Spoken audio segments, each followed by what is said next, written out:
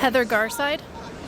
And what is happening here behind us here at the Great Falls in Paterson, New Jersey?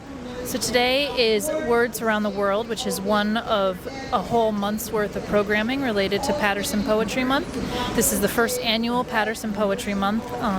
It's kind of grown from Paterson Poetry Festival, which this year celebrated its 7th anniversary. Tell me more about your position here in this city, working in the museum. What is that like?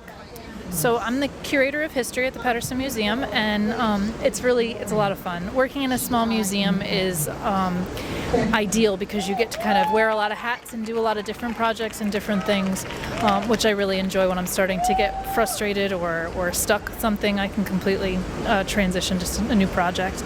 And so in that position, one of the fun things that I get to do is, as the curator and one of the members of the staff there, is I get to work with some of the museum's partners, one of which is Wordseed Inc. So that's sort of how come I got involved in Poetry Festival, is sort of through that partnership between the museum and their poetry organization. What impact do you believe that Wordseed Inc. and this poetry festival has on the community and Paterson and its residents?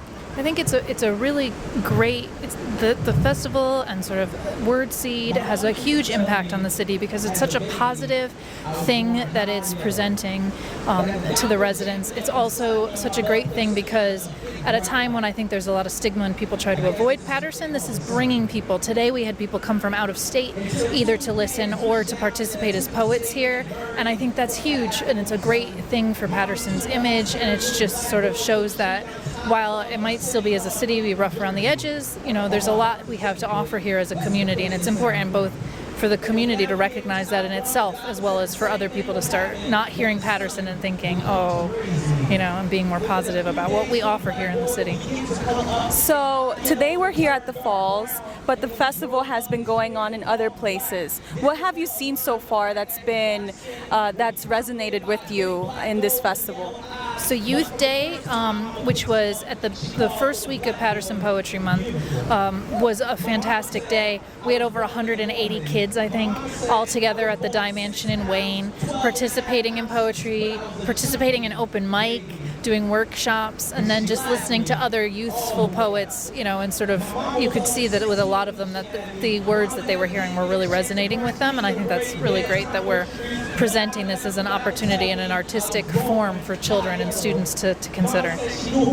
So working close with the city, working in the museum, what other events are on the horizon for Paterson in the arts or just in general? Because now we have the newly renovated Hinchliffe Stadium. What other events are happening here? Well, so there's tons of events happening in the city of Paterson. The big one for the museum is next year is going to be our 100th anniversary. So we're going to have a big 100th anniversary exhibit that's going to be up for the whole year, and that's sort of what we're focusing on right now, and it'll be really good. We should have some more information to share with the public about that soon. That's our big sort of thing that we're most excited about. But there's tons of things going on at the Charles Muth Museum. There's a lot going on at the Paterson Free Public Library. We have a lot of activities for the community to participate in. Wordseed is also going to be doing, they always do, they do monthly open mic nights with featured poets at the museum, and they're going to resume that in January. So 2025, they'll be back with their monthly events at the museum, and that's really good too. So working in the museum, what other things would you say to people that come to Paterson and what the city has to offer?